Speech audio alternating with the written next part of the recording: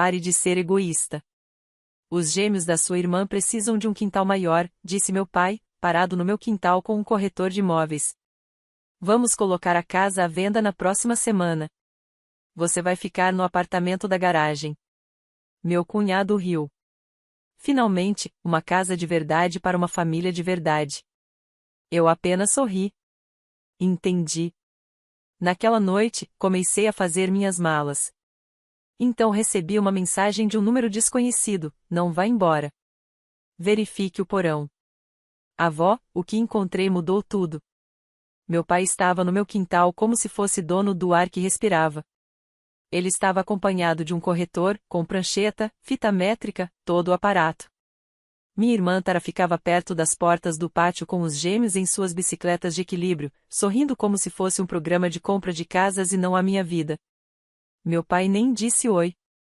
Apontou para o balanço da Lily, o balanço dos meus filhos, e disse: pare de ser egoísta. Os gêmeos da sua irmã precisam de um quintal maior. O corretor assentiu, como se aquela frase fosse parte de algum documento. Meu pai continuou, com a voz alta o suficiente para os vizinhos ouvirem: vamos colocar à venda na próxima semana. Você vai ficar no apartamento da garagem. Meu cunhado Kyle realmente riu. E nem tentou esconder. Finalmente, ele disse, olhando ao redor do meu quintal como se já fosse dele. Uma casa de verdade para uma família de verdade. Lily estava no degrau de trás segurando um floco de neve de papel que tinha recortado para a janela da cozinha. Ela tinha sido tão cuidadosa com ele. Seus dedinhos ainda estavam cobertos de pontos de cola. Ela não chorou. Foi isso que me dilacerou por dentro. Ela apenas dobrou o floco de neve ao meio e o apertou contra o peito, como se tentasse fazê-lo menor, como se ela mesma ocupasse espaço demais. Senti minha garganta se apertar. Minhas mãos ficaram geladas. Queria explodir. Queria gritar: sai do meu quintal. Sai da minha vida. Mas minha família me treinou a vida inteira para ser a calma, a que conserta tudo, a que não faz cenas. Então, fiz aquilo que sempre me mantinha seguro quando criança. Sorri. Não um sorriso caloroso, nem amigável, apenas uma linha fina, controlada. Entendi, disse. Meu pai parecia satisfeito, como se tivesse vencido uma negociação.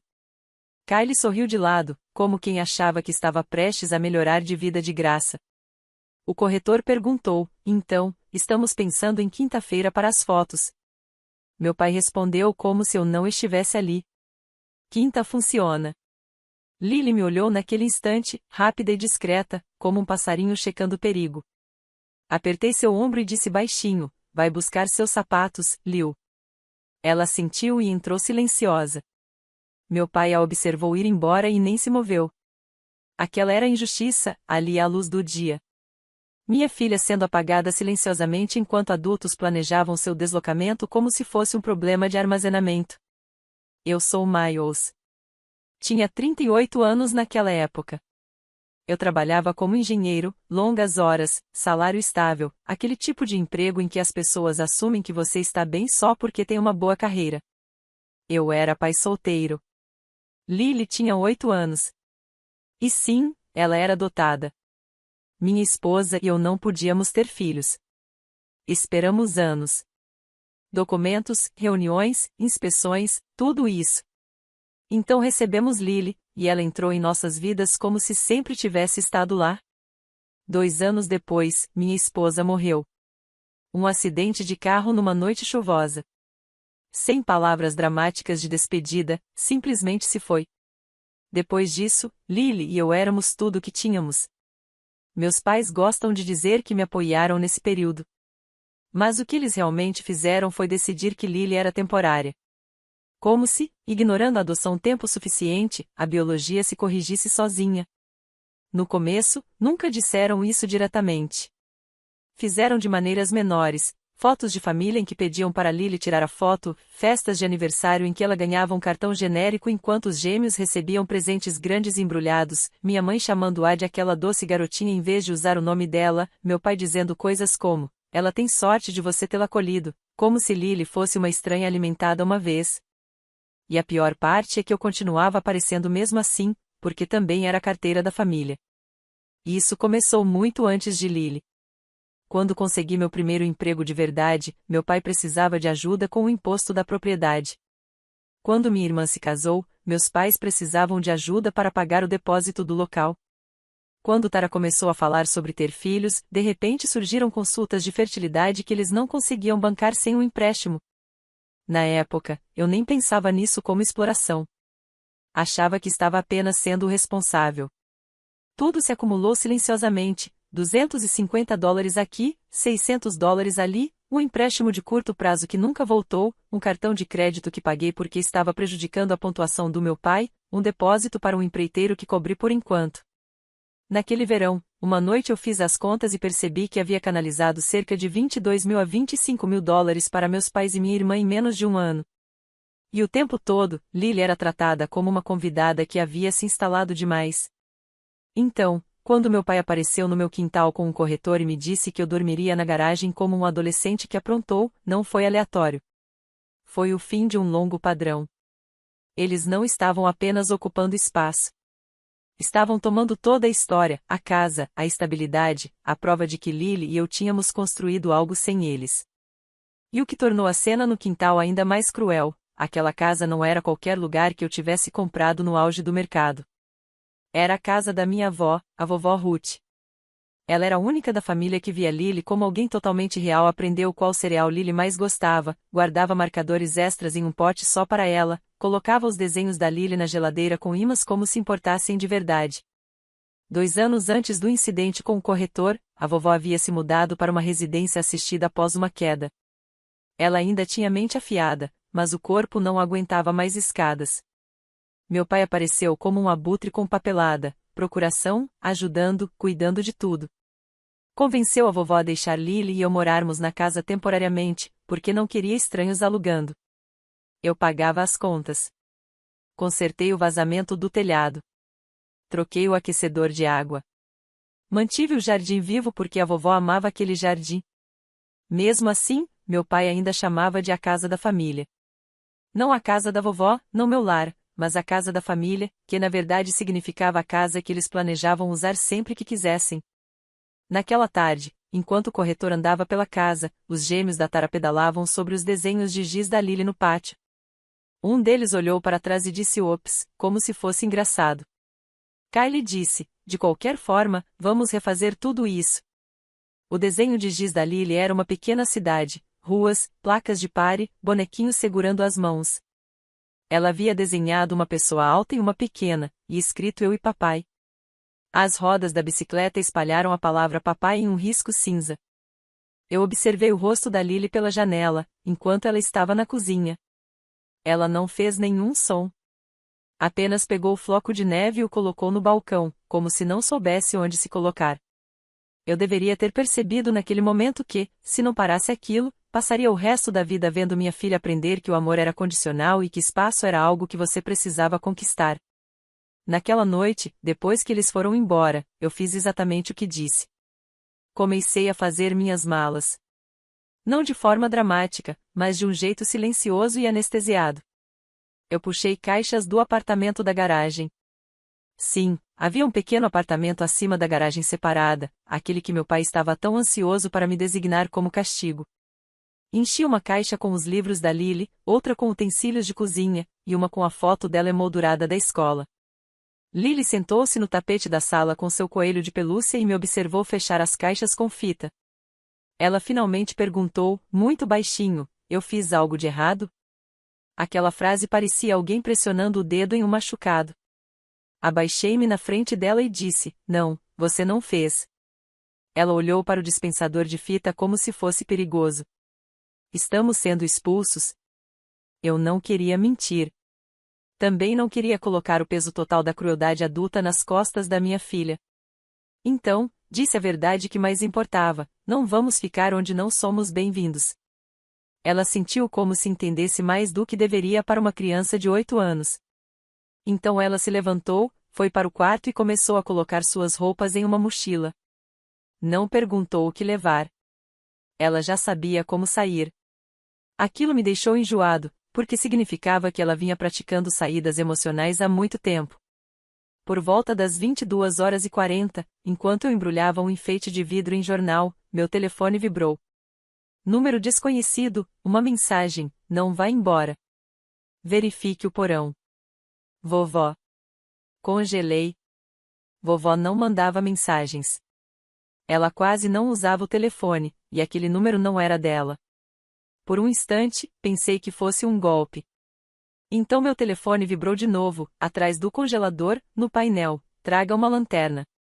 Meu coração começou a bater de um jeito que não combinava com a casa silenciosa. Fui até a porta do quarto da Lily. Ela estava sentada na cama, alinhando seus bichos de pelúcia como se estivesse organizando uma pequena evacuação. Eu disse: ei, Lil, você pode ficar no seu quarto um minutinho? Vou checar uma coisa lá embaixo. Ela assentiu sem levantar os olhos. Peguei a lanterna na gaveta da cozinha. A porta do porão ficava no corredor, aquela velha porta de madeira que sempre emperrava no inverno. Desci os degraus devagar, cada um rangendo como se quisesse atenção. O porão cheirava a concreto e tinta velha. Lá embaixo havia um freezer antigo, branco, todo riscado, ligado na tomada mesmo ninguém usando. Meu pai insistia que ficasse funcionando, por precaução. Atrás dele havia um trecho da parede que parecia diferente. A tinta tinha um tom levemente desigual. Me agachei e passei a mão pelo rodapé. Havia uma emenda, um painel. Meu estômago afundou. Forcei com os dedos até ele ceder. Então se soltou, como se já tivesse sido aberto antes. Atrás havia um espaço estreito entre as vigas. Dentro, uma pequena caixa metálica com cadeado e um envelope grosso envolto em plástico. Minhas mãos tremiam quando puxei tudo. No envelope estava escrito meu nome com a letra da vovó Ruth. Miles. Não para a família, não para o seu pai. Para mim. Levei tudo até a mesa da cozinha como se fosse algo frágil. Não abri na hora. Fiquei ali encarando o envelope por um minuto inteiro, ouvindo a casa respirar. Então rompi o lacre. Dentro havia uma carta e uma pilha de documentos. A carta era curta. Vovó não desperdiçava palavras. Miles, se você está lendo isto, seu pai tentou tirar a casa de você. Sinto muito. Eu disse não. Ele não ouviu. Esta casa não é um prêmio para quem grita mais alto. Ela é sua. Você a manteve viva. Você me manteve viva. Você manteve aquela menininha viva quando ninguém mais se deu ao trabalho de conhecer o coração dela. Eu mudei o truste. Está registrado. Seu pai não é mais o administrador. Você é. Ele vai tentar te assustar. Vai tentar te apressar. Não ligue para ele.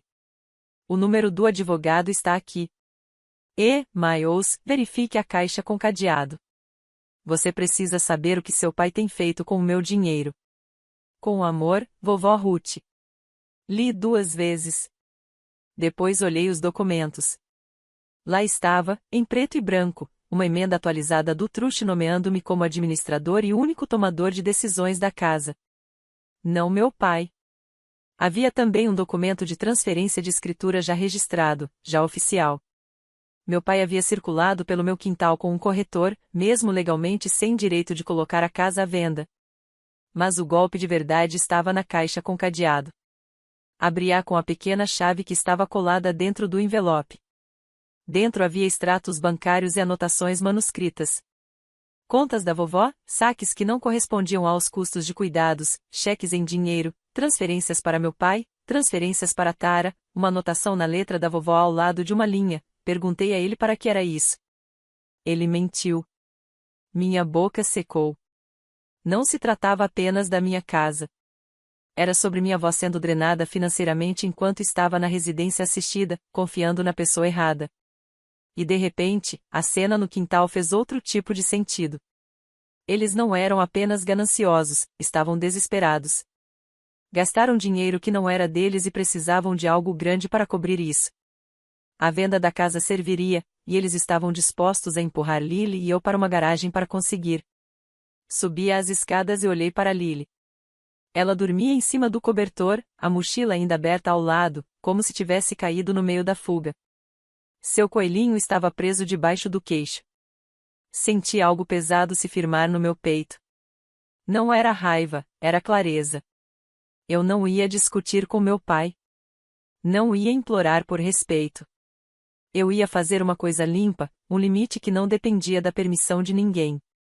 Na manhã seguinte, fiz café, sentei-me à mesa com os documentos da vovó e liguei para o advogado indicado na carta. Eram 8h12.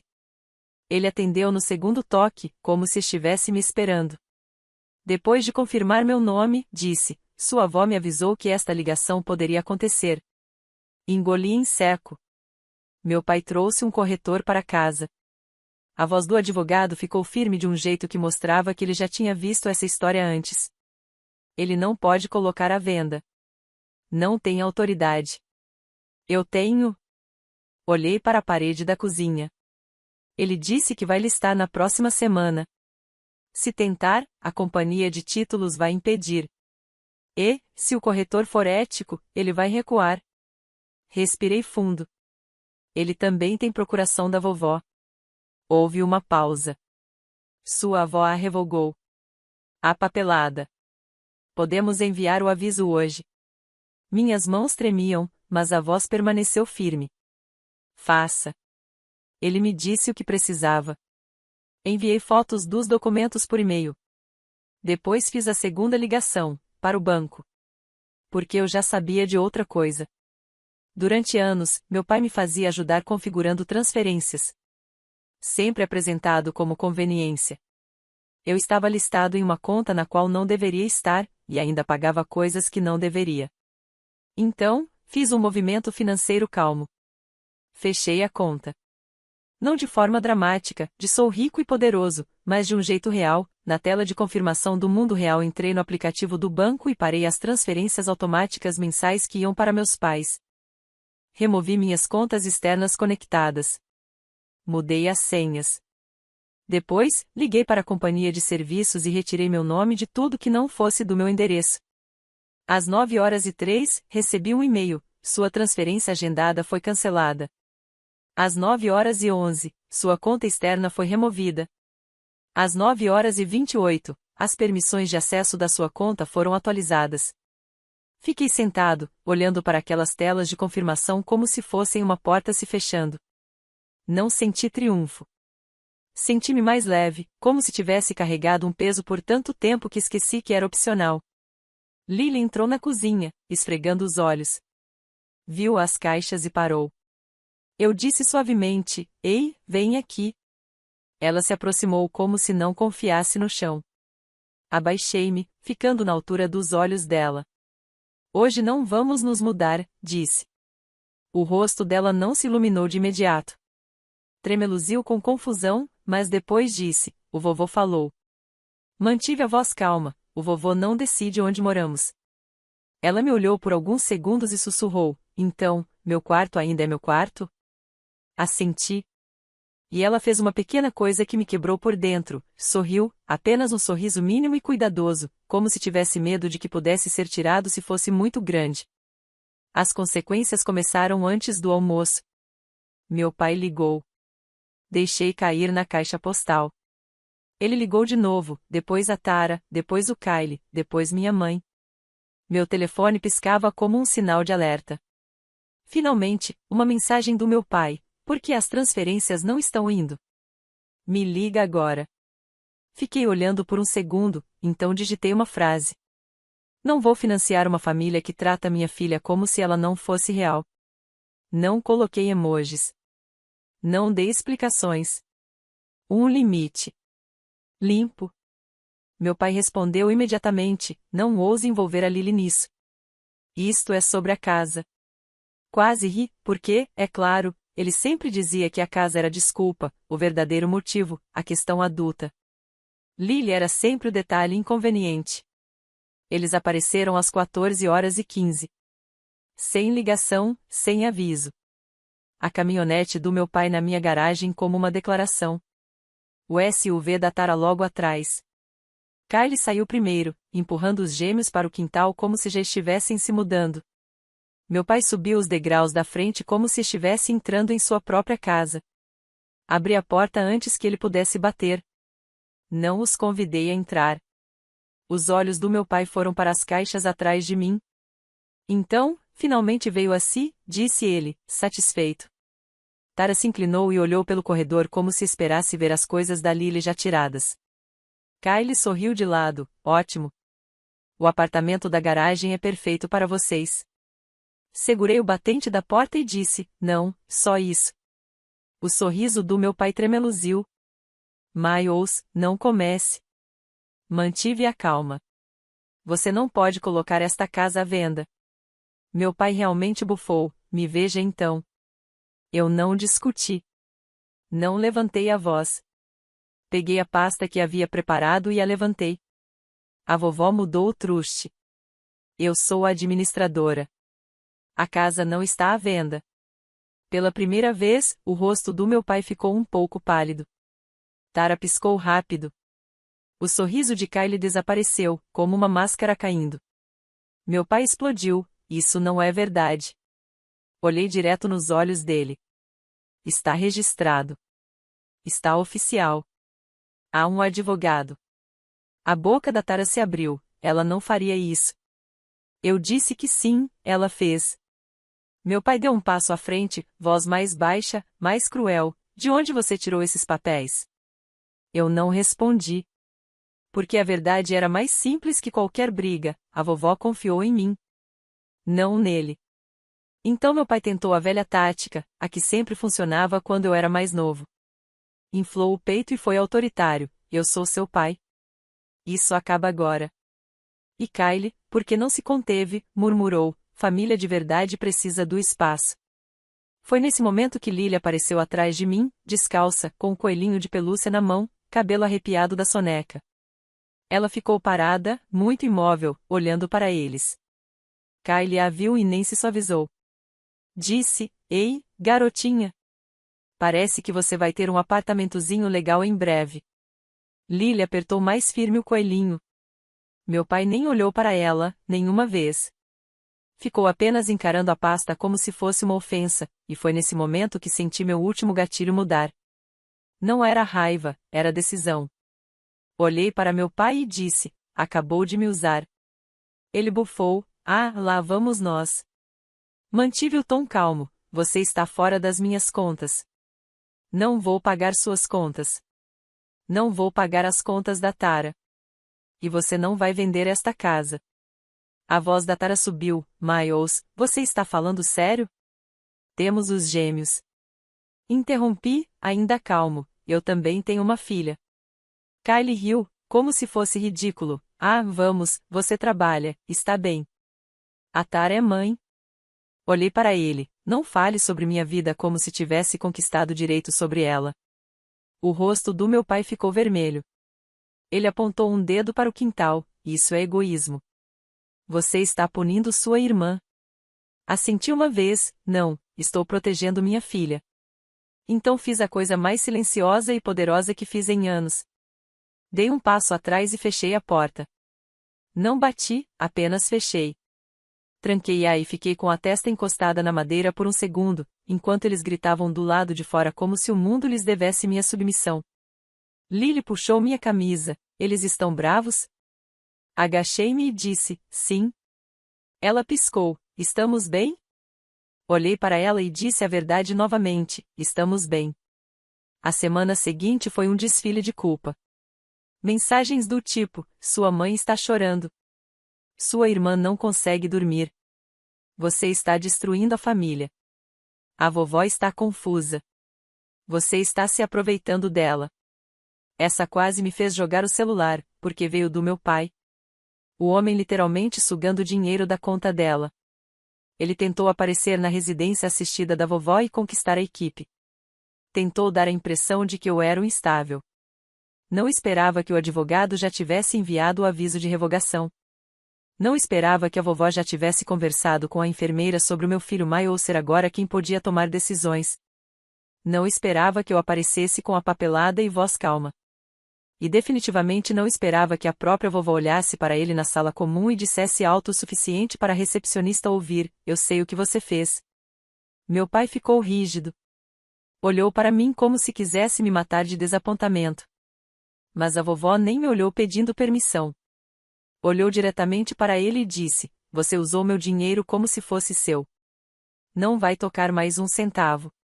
Tara apareceu mais tarde naquele dia, chorando, tentando abraçar a vovó como se isso resolvesse. A vovó não gritou. Apenas disse: "Você queria casa. Não queria as pessoas dentro dela." O rosto da Tara desabou. Kyle não apareceu. Claro que não. Ele só gostava de família quando vinha com metragem quadrada.